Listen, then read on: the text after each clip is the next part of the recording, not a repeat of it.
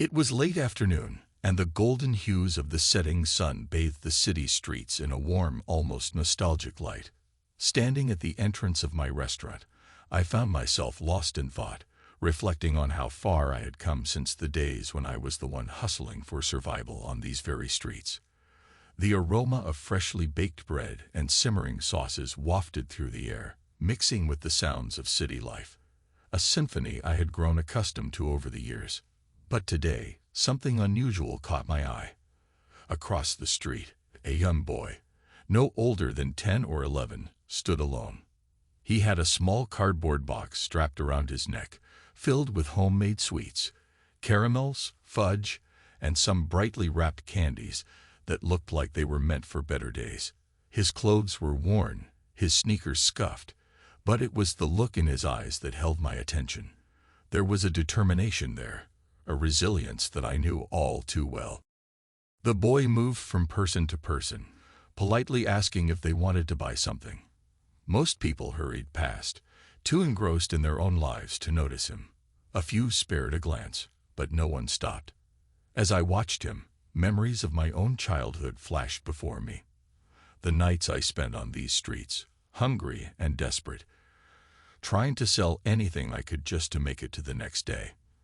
Without really thinking, I stepped outside, crossing the street towards him. He didn't see me at first, too focused on his task. When I was close enough, I crouched down to his level and cleared my throat softly. "Hey, kid," I said gently. "What's your name?" Startled, he looked up at me, his brown eyes wide with a mix of surprise and wariness. "Jacob," he replied, his voice steady but guarded. "Jacob, huh? Nice to meet you. I'm Oliver," I introduced myself, offering him a small smile. "You're selling sweets?" He nodded, glancing down at his box. "Yes, sir. Would you like to buy some?" His voice was polite, almost too polite for a boy his age, like he had learned to mask his desperation with courtesy. I looked at the sweets, but my focus was on the boy himself. "I'll tell you what, Jacob. How about you come inside my restaurant and have a meal with me instead?" His eyes flickered with uncertainty, as if he wasn't sure if he could trust me. "I don't have any money," he said, his voice barely above a whisper. I shook my head. "You don't need any money. The meal's on me. You've been working hard all day. Why don't you take a break?" He hesitated, clearly torn between the offer of a meal and his sense of responsibility. "I need to sell these. For my mom," he explained, his eyes dropping to the ground. The way he said it struck a chord with me. I placed a reassuring hand on his shoulder. "You can take a break for one meal. I promise, it'll be worth it." After a moment, Jacob nodded, the resolve in his eyes softening. "Okay. Thank you, Mr. Oliver." I stood up and led him across the street, back to my restaurant. As we stepped inside, the warmth of the place enveloped us, a stark contrast to the cool evening air outside. The hostess gave me a curious look as I guided Jacob to a quiet table by the window. "2 plates of spaghetti, please," I told her with a smile, and she nodded, disappearing into the kitchen. Jacob sat down, still holding onto his box of sweets as if it were a lifeline. I noticed how he kept glancing around, taking in the sights and smells of the restaurant. "This place is really nice," he said after a moment, his voice filled with genuine awe. "Thank you," I replied. "It's been a lot of hard work, but it's all worth it."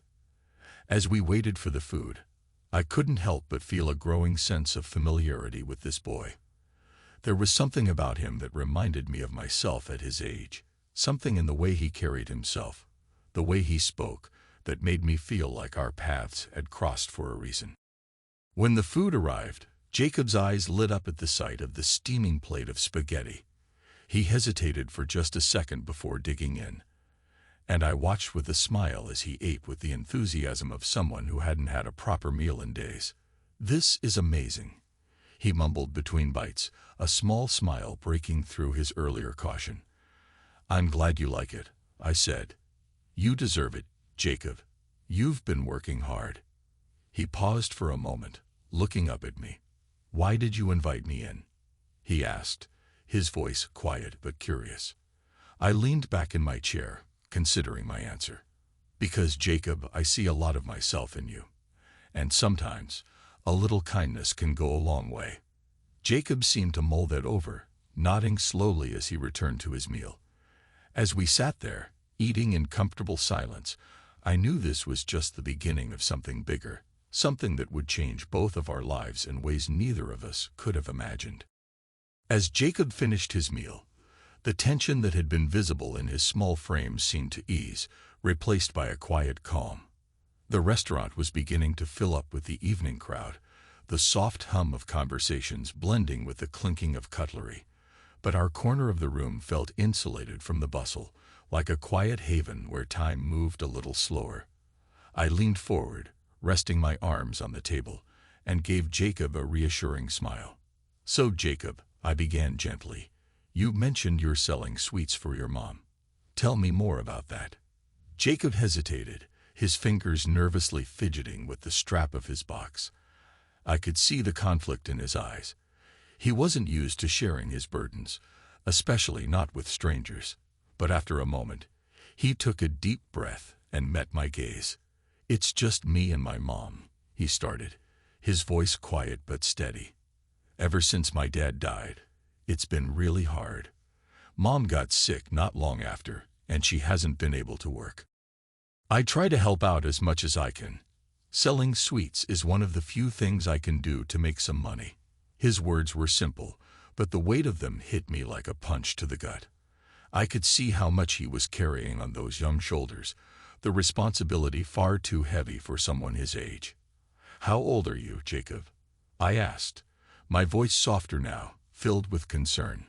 11, he replied, his gaze dropping to the table. "I'm in the 6th grade, but I don't get to go to school every day. Sometimes I have to stay home to take care of my mom or sell sweets to pay for her medicine." There was a quiet determination in his voice that reminded me so much of myself at his age. I had been in his shoes once, forced to grow up too fast, to be the man of the house long before I was ready. "Jacob, that's a lot for you to handle," I said, trying to keep my voice calm even as my heart ached for him. "What about your family? Is there anyone else who can help?" He shook his head, his expression resigned. "We don't have anyone else.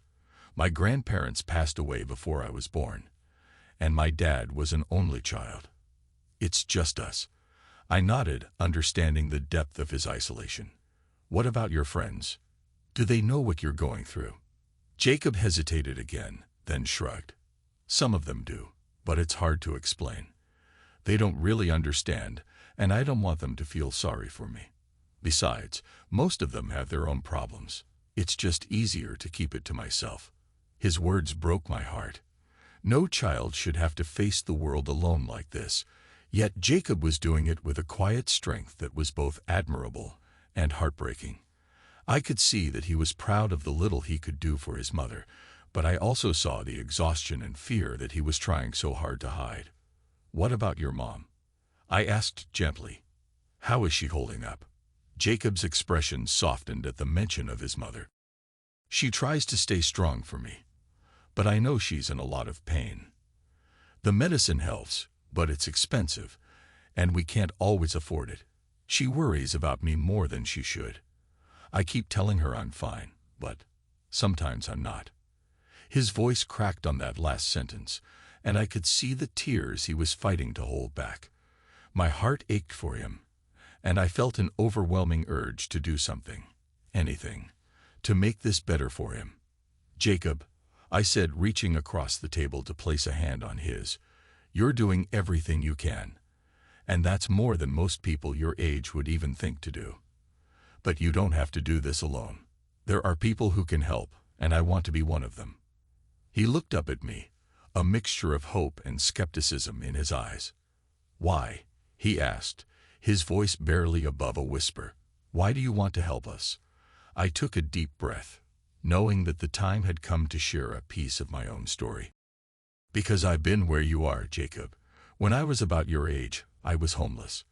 My parents were gone, and I had no one to turn to. I was lost, until someone took a chance on me, showed me kindness, and helped me get back on my feet. Her name was Grace.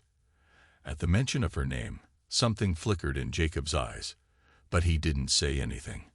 I continued, feeling the weight of the memories as they resurfaced. Grace was the first person who believed in me. She gave me a job, taught me how to cook, and more importantly, she showed me that I was worth saving. I've never forgotten that, and I promised myself that if I ever had the chance to pay it forward, I would. And now, here you are, Jacob. I see so much of myself in you, and I know how hard it is to carry the weight of the world on your shoulders. But you don't have to do it alone. Not anymore. Jacob was silent for a long moment, processing everything I had said. When he finally spoke, his voice was thick with emotion. What happened to Grace? I smiled, though it was tinged with sadness. We lost touch a few years ago. Life took us in different directions, but I've always hoped to find her again, to thank her for everything she did for me. Jacob looked down at the table, his expression thoughtful. My mom's name is Grace, he said quietly. The words hung in the air between us, and I felt a strange, almost eerie sense of connection. Could it be? Could his mother be the same Grace who had saved me all those years ago? The possibility sent a shiver down my spine, but I didn't want to jump to conclusions. Not yet. Would you like to bring your mom here for dinner sometime? I asked, trying to keep my voice steady. I'd love to meet her, and we can talk more about how I can help. Jacob looked up at me, a glimmer of hope in his eyes. I think she'd like that, he said, his voice stronger now. Thank you, Mr. Oliver. I don't know how to thank you enough. You don't have to thank me, Jacob, I replied, smiling warmly at him. Just promise me one thing. Keep being the amazing kid you are. And don't ever lose that hope. You're going to do great things, I can feel it. He nodded, and for the first time since I had met him, I saw a genuine smile break across his face, a smile filled with hope, and the possibility of a brighter future.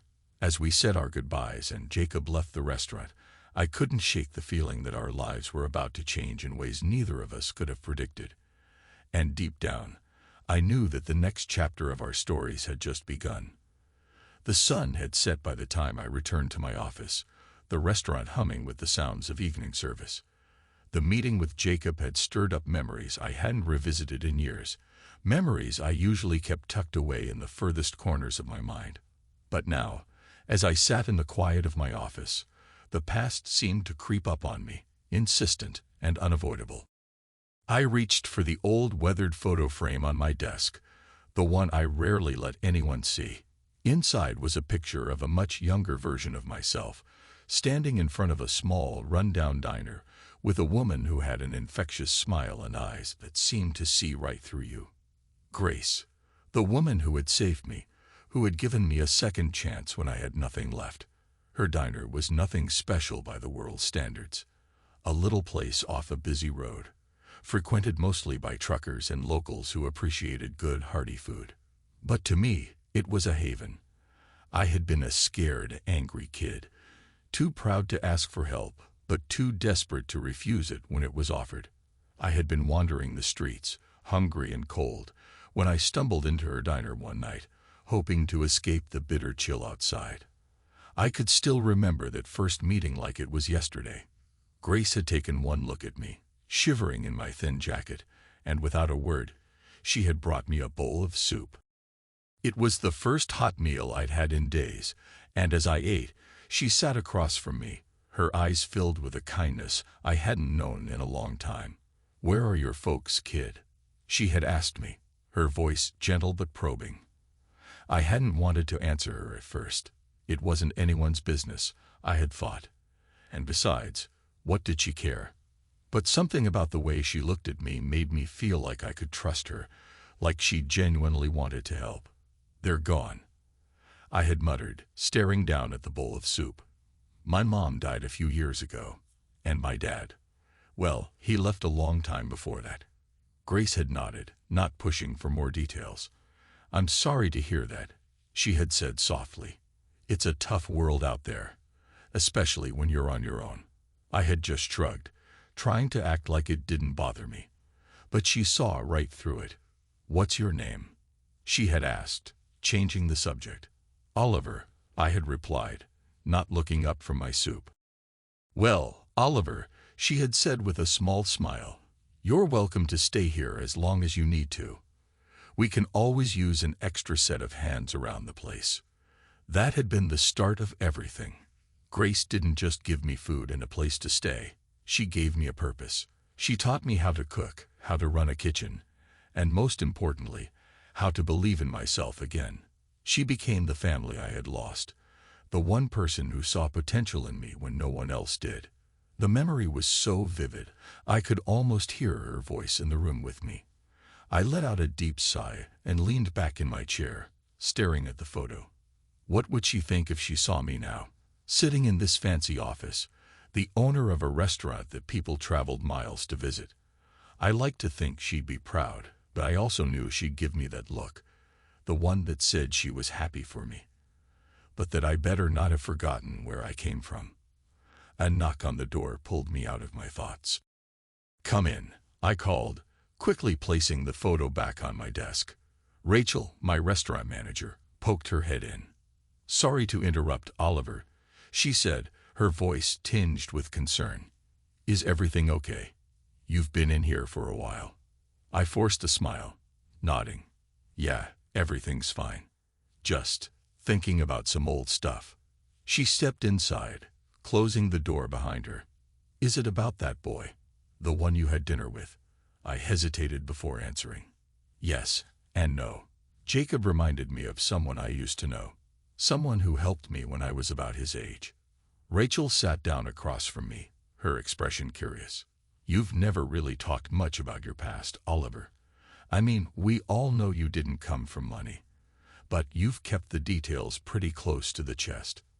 I nodded, running a hand through my hair. "It's not something I talk about often, but meeting Jacob today, it brought back a lot of memories." Rachel waited patiently, sensing that I needed to get something off my chest. I took a deep breath and began to speak. "I wasn't always this successful," I said, my voice steady but filled with the weight of old pain. "In fact, there was a time when I had nothing. My mom died when I was young, and my dad, he was never in the picture. I ended up on the streets, trying to survive any way I could." Rachel's eyes widened slightly, but she didn't interrupt. I continued, feeling the story spill out of me like water from a dam.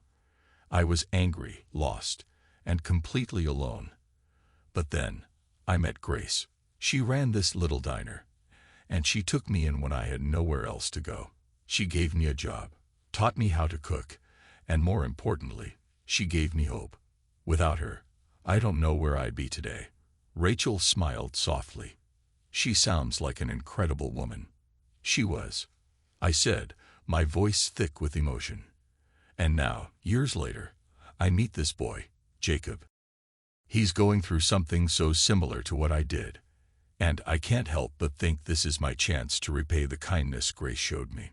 Rachel nodded, her expression thoughtful. "You've always had a big heart, Oliver. It doesn't surprise me that you'd want to help Jacob. But it's more than that, isn't it? This is personal." I sighed, leaning back in my chair. "It is. When I look at Jacob, I see myself. And when he mentioned his mother's name, Grace, I couldn't believe it.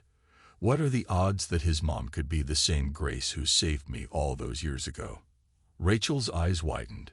"Do you really think it could be her?" "I don't know," I admitted. "But I need to find out. I owe it to both of them." There was a silence between us as the weight of my words settled in the room. Rachel finally spoke, her voice gentle but firm. "Whatever happens, Oliver, you're doing the right thing. Helping Jacob and his mom. It's what Grace would have wanted." I nodded, feeling a sense of resolve harden within me. "You're right. It's time to face the past, and maybe, just maybe, set things right." As Rachel left the room, I picked up the photo again, staring into Grace's eyes. "I'm coming for you, Grace," I whispered to the picture. "Wherever you are, I'm going to find you. And this time, it's my turn to help." The promise hung in the air, and I knew that the journey ahead would be filled with challenges and emotions I hadn't allowed myself to feel in years. But I was ready. For Jacob, for his mother, and for the woman who had given me a second chance at life. It was time to repay the debt that had shaped me into the man I had become. The evening after my encounter with Jacob, I couldn't shake the sense of urgency that had taken hold of me. I needed to act quickly, to reach out to Grace before any more time passed. My mind was consumed with the thought of reconnecting with the woman who had changed my life, and I wanted to do it in a way that would honor the kindness she had shown me. The restaurant was quiet after the dinner rush, the staff winding down and preparing for the next day. I found myself in the dining area, walking among the empty tables as I contemplated my plan. The place had always been more than just a restaurant to me. It was a symbol of my journey, my transformation. And now, it was about to become the setting for a reunion that felt as though it was long overdue. I went back to my office, sat behind my desk, and took out my phone. I needed to find Grace. I wasn't sure if she would remember me, or if she would even be alive after all these years, but I had to try. I reached out to old contacts, hoping someone could point me in the right direction. "Hello," a voice answered after several rings. "Hi, this is Oliver Reed. I'm looking for someone who used to run a diner a few decades ago. Her name is Grace. Do you know if she's still around?" I asked, my voice betraying a hint of nervousness. The voice on the other end paused, as if considering the request. "Grace? That's a common name. Do you have any more details?" She ran a small diner on the outskirts of town. She took me in when I was a kid. I just want to find her and invite her to my restaurant, I explained. There was a long pause before the voice responded. "Grace. I remember her. She did make quite an impression on many of us. Let me check my records. Hold on." I waited impatiently, the minutes ticking by slowly. Finally, the voice returned. "I have an address for a Grace Miller. It's an old address, but it's worth a try. I'll send it to you via text." "Thank you so much," I said, relief flooding through me. "I really appreciate your help." The next morning, I set out to find Grace's old address. The neighborhood had changed over the years, but the house was still standing, a modest home with a well-kept garden. I knocked on the door, my heart pounding with anticipation. An elderly woman answered the door, her face lined with age, but still radiating warmth. "Can I help you? Are you Grace Miller?" I asked, hoping beyond hope. The woman's eyes widened in surprise. "Yes, that's me. How can I help you?" I took a deep breath, my emotions threatening to overwhelm me. "Grace, my name is Oliver Reed. You may not remember me, but you took me in years ago when I was in a tough spot. You taught me how to cook, gave me a place to stay. You saved me." Grace's eyes filled with tears as she took in my words. "Oliver? My goodness, it's been so long. I do remember you. You were just a boy back then. I never expected to hear from you again." I smiled, feeling a lump in my throat. "I've wanted to find you for years. I want to thank you properly. I'd like to invite you and Jacob, the boy I met recently, to dinner at my restaurant. I owe you so much, Grace." Her face softened, a mix of surprise and joy. "That's very kind of you, Oliver. I'm sure Jacob would love that. It's been a while since we've had a reason to celebrate." "I'm glad to hear that," I said. "Let's set a date. How about this weekend?" Grace nodded, her eyes still shimmering with emotion. "That sounds wonderful. Thank you for reaching out. It means a lot to me." Back at the restaurant, I was a bundle of nervous energy, ensuring every detail was perfect for the special evening. The staff was briefed on the importance of the night, and I personally oversaw the preparations, making sure that everything, from the food to the ambience, was just right. As the time approached for Grace and Jacob to arrive, I paced the dining room, anticipation building. Finally, the moment came. Grace and Jacob walked through the door, their faces lighting up as they took in the elegant setting. "Oliver," Grace exclaimed, her voice filled with genuine happiness. "It's beautiful." "Welcome," I said, greeting them warmly. "I'm so glad you could make it." Jacob looked around, eyes wide with wonder. "This place is amazing." "I'm glad you think so," I said, smiling at him. "Please, let's sit and enjoy a meal together." We settled at a table, and I watched as Grace and Jacob took in the restaurant's surroundings. As we began to eat, Grace's eyes never left me, a mixture of pride and emotion evident in her gaze. "I never imagined," she said softly, "that you would come so far. Seeing you now, it's truly incredible." "I owe it all to you," I replied, my voice steady but full of gratitude. "You gave me a chance when no one else would. Tonight is about honoring that." The evening was filled with laughter and heartfelt conversation. As we shared stories and reminisced, it became clear how much our lives had intertwined in unexpected ways. The connection was profound, bridging the gap of time and distance that had separated us. As the night drew to a close, Grace looked at me with a smile that spoke volumes. "Thank you, Oliver, for everything." I nodded, feeling a deep sense of fulfillment. "It was my pleasure, Grace. And if there's anything you need from me, just let me know." Jacob, sitting next to his mother, looked up with a grin. This was the best night ever. I chuckled, feeling a warmth in my chest. "I'm glad to hear that, Jacob." As they prepared to leave, Grace took my hand and squeezed it gently. "You've made an old woman very happy tonight." "Thank you for coming," I said, my voice filled with emotion. "It means more to me than you could know." As Grace and Jacob left the restaurant, I felt a profound sense of closure and gratitude. The past had come full circle, and I had finally been able to repay the kindness that had once saved me.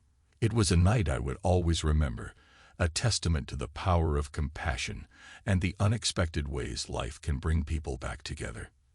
The atmosphere in the restaurant was electric with anticipation as the evening of Grace and Jacob's dinner approached. I had made sure that every detail was meticulously arranged, but nothing could have prepared me for the emotional surge I felt as I saw Grace and Jacob approaching the entrance. I stood by the host station, trying to keep my composure, but my heart raced with excitement. The familiar sight of Grace and Jacob walking through the doors was like a scene from a long-forgotten dream coming to life. Grace, elegant yet humble, and Jacob, with his wide eyes filled with wonder, made their way to the reserved table. "Good evening, Grace," I greeted warmly, stepping forward with a smile. "Jacob, it's great to see you both." Grace's eyes met mine, and she smiled with a mixture of joy and nervousness. "Thank you for having us, Oliver. This place is truly magnificent." "It's my pleasure," I said, guiding them to their table. "Please, make yourselves comfortable." As they settled into their seats, I noticed Grace glancing around, her gaze taking in the restaurant's opulent decor. The memory of her kindness and the many lessons I had learned from her were vivid in my mind. I could hardly wait to share this special moment with her. The dinner began, and the restaurant's ambience created a perfect setting for the evening. The staff was attentive, ensuring that every course was served to perfection. I watched from a distance, occasionally glancing over to see Grace and Jacob enjoying the meal. They seemed at ease, and I felt a profound sense of satisfaction seeing them happy. Halfway through the dinner, I approached their table to check in and share a few words. "How is everything?" I asked, my gaze shifting between Grace and Jacob. "It's wonderful, Oliver," Grace said, her voice filled with genuine appreciation. "The food is exquisite, and the atmosphere is just perfect." "I'm so glad to hear that," I said, smiling. "There's something special about tonight, isn't there?" Grace's eyes twinkled with a mix of nostalgia and curiosity. "Yes, it feels like a dream." Jacob, who had been quietly enjoying his meal, suddenly looked up with a thoughtful expression. "Mr. Reed, is there something special about this place? You seem so connected to it." I took a deep breath, feeling the surge of emotion. "Actually, yes. There's a story behind this restaurant that goes back many years. a story that involves someone very important to me. Before I could continue, one of my staff members, a friendly waitress named Lily, approached the table. "Excuse me, Oliver," she said, addressing me. "There's a woman here who says she knows you. She insists on speaking with you right away." A chill ran down my spine. "Who is it?" Lily hesitated for a moment. She didn't give a name, but she mentioned something about the past and a diner. I felt a rush of recognition and a mix of emotions. "Please, show her to my office." Moments later, I was waiting anxiously in my office. The door opened, and in walked a familiar face, one that I had not seen in years but would never forget. It was Grace, my Grace, dressed in the same kind of practical yet caring attire I remembered from my childhood. Her eyes met mine, and a look of shock and recognition passed between us. "Oliver, is it really you?" "Yes, it's me," I replied, my voice catching in my throat. "Grace, I can't believe it. How did you find me?" Grace took a step closer, her eyes glistening with tears. "I heard about this restaurant from a friend. When I saw the name, I felt a pull. I just had to come and see if it was really you." I felt a lump in my throat, unable to suppress my emotions. "I wanted to find you too. I've been hoping to reconnect for years. It's been so long." Grace reached out and took my hand, her touch warm and comforting. "I never expected this. Seeing you now, so successful and kind-hearted, it's beyond anything I could have imagined." I looked into her eyes, seeing the same compassion and strength that had once saved me. "You had a hand in making this possible. Everything I've achieved is because of the second chance you gave me." Meanwhile, at the dinner table, Jacob watched the interaction with wide eyes. He had been curious about my connection to Grace, but hadn't fully grasped the depth of the reunion. I returned to the table with Grace, who looked around with a sense of wonder. "Jacob, I'd like you to meet someone very special," I said, introducing her. Grace looked at Jacob, her eyes softening. "Hello, Jacob. I'm Grace. I'm so glad to finally meet you." Jacob's eyes widened as he looked at Grace. "You're the one Mr. Reed talked about. You helped him when he was a kid." Grace nodded, her emotions evident. "Yes, that's right. And it's so wonderful to see how much he has accomplished." Jacob, overwhelmed by the connection, looked at Grace with admiration. "Thank you for everything you did for him. I've heard so many good things." Grace smiled gently. "And thank you for being such a good son to your mother. It means a lot to me." As the evening progressed, the table became a place of shared memories and heartfelt conversations. Grace and I exchanged stories of the past, while Jacob listened intently, absorbing the depth of the connection that had brought us together. When the night drew to a close, Grace looked at me with gratitude. "Oliver, this has been an incredible evening. I never expected such a reunion. I'm just grateful that we could all be here together," I said, my voice filled with emotion. "It feels like everything has come full circle." As Grace and Jacob prepared to leave, I felt a deep sense of fulfillment and closure.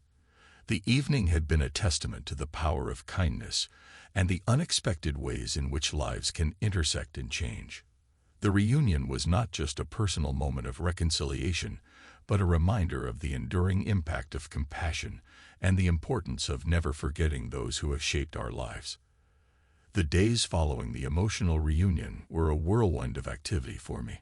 I found myself reflecting deeply on the debt of gratitude I owed Grace and how best to honor her influence on my life. With every passing day, my resolve grew stronger. I needed to do more than just offer a meal. I had to make a tangible difference in Grace and Jacob's lives. One morning, as I sat in my office, the familiar buzz of the restaurant just beginning to pick up, I picked up the phone and dialed Grace's number. It rang a few times before she answered. "Hello." Grace's voice came through, warm and welcoming. "Hi, Grace, it's Oliver," I said. "I hope I'm not interrupting anything." "Oh, not at all," Grace replied. "I was just preparing some breakfast for Jacob. How can I help you?" "I've been thinking a lot about our recent meeting," I began, and I realized there's so much more I want to do for you both. I'd like to discuss it with you, if you have a moment." There was a pause on the other end. "That sounds intriguing. When would be a good time?" "How about this afternoon?" I suggested. "I'd like to invite you both back to the restaurant for a chat." Grace agreed, and I ended the call with a sense of purpose. I began planning for their visit, preparing to make an offer that I hoped would reflect my gratitude and provide them with the support they needed. Later that day, Grace and Jacob arrived at the restaurant. They were greeted warmly by the staff and shown to a private table in one of the quieter corners. I joined them soon after, bringing with me a selection of pastries and fresh coffee. As we settled in, Grace looked around, her eyes filled with curiosity. "Everything looks so wonderful here, Oliver. You've really created something special." "Thank you, Grace," I said, taking a seat. "I've been reflecting on everything you did for me and realized I haven't done enough to repay you." Grace smiled modestly. "You've already done so much just by reconnecting. I never expected anything more." "That's very kind of you," I replied. "But I want to offer more than just words. I'd like to help you and Jacob in a more concrete way." Jacob looked between us, sensing the gravity of the conversation. "What do you have in mind, Mr. Reed?" I took a deep breath, feeling a mix of excitement and nervousness. "I'd like to offer you both a place to stay, a fully furnished apartment in one of the buildings I own. It's a comfortable and safe place, and I hope it will make things easier for you." Grace's eyes widened in surprise. "Oliver, that's incredibly generous, but we don't want to impose." "It's no imposition at all," I assured her. "It's the least I can do to show my appreciation. You've been a guiding light in my life, and I want to make sure you and Jacob have the stability you deserve." Jacob's eyes lit up, and he looked at Grace with a hopeful expression. "Mom, this could be really good for us." Grace looked at me, her voice trembling with emotion. "I don't know how to thank you. This is more than we ever expected." "It's my pleasure," I said. "There's also another matter I'd like to discuss. I understand you've been struggling with medical expenses for Jacob's mother. I'd like to help cover those costs. We can discuss the details privately if you prefer." Grace's tears began to fall, and she nodded gratefully. "That would mean the world to us. Thank you, Oliver." I reached out and placed a reassuring hand on hers. "It's the least I can do. You gave me so much, and now it's my turn to give back." As the conversation continued, Grace and Jacob shared more about their current situation and their hopes for the future. I listened intently, determined to find additional ways to assist them. "I also want to offer Jacob a scholarship to a local culinary school," I added. "He has such a passion for cooking, and I'd love to see him pursue that dream." Jacob's face lit up with excitement. "Really? That would be amazing. I've always wanted to learn more about cooking." Grace looked at me with profound gratitude. "You're changing our lives, Oliver. I don't know how to express our thanks. Seeing you both happy and secure is enough for me." I said, "I've been given so much, and it's important to me to share that with others." As the afternoon wore on, we wrapped up our discussion, making plans to finalize the details of the apartment and the scholarship. Grace and Jacob left the restaurant with a renewed sense of hope and optimism. Watching them leave, I felt a deep sense of fulfillment. The opportunity to repay the kindness I had received was a powerful reminder of the impact one person can have on another's life. It was a small step in the grand scheme of things, but it was one that I hoped would make a significant difference for Grace and Jacob. In the end, repaying a debt was not just about the material assistance. It was about honoring the bond that had been formed through compassion and kindness. And as I continued to reflect on the journey that had brought us together, I felt a profound connection to both my past and the future I hoped to help create for those I cared about. The day of Grace and Jacob's move into the apartment had arrived, and with it came a mix of excitement and bittersweet emotions. The apartment was situated in a charming, well-maintained building just a short distance from the restaurant. I had ensured that it was fully furnished and ready to welcome them with all the comforts they needed. I arrived at the apartment building early, eager to ensure that everything was perfect. I wanted this to be a fresh start for Grace and Jacob, a place where they could find peace and stability. As I approached the apartment, I saw Grace and Jacob pulling up in a small, worn-out car. They looked both nervous and hopeful, their expressions reflecting the magnitude of the transition.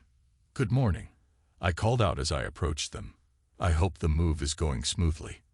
Grace smiled warmly despite the exhaustion. "Good morning, Oliver. It's been a bit overwhelming, but we're managing." Jacob, carrying a box, looked around with wide eyes. "This place looks amazing, Mr. Reed." "I'm glad you think so," I said, helping him with the box. "Let me give you a quick tour before you start unpacking."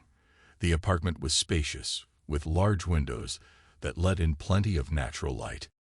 I showed them around, highlighting the various features and the personal touches I had arranged to make it feel like home. Grace took a deep breath as she looked around the living room. "It's beautiful, Oliver. I can't believe this is all ours." "It's all yours," I affirmed. "I wanted to make sure you both had a place where you could feel comfortable and secure." As we continued the tour, Jacob's excitement grew. He explored the kitchen with enthusiasm. "This kitchen is incredible.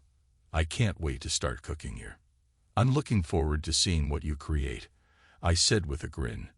"And remember, if you ever need any advice or ingredients, you know where to find me."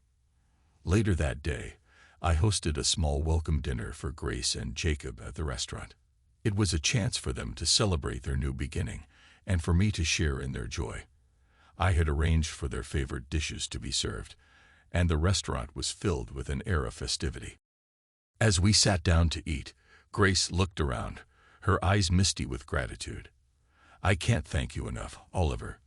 This is more than we ever expected." "I'm just glad to see you both happy," I said. "You've been through so much, and it's wonderful to see you starting fresh." Jacob raised his glass in a toast.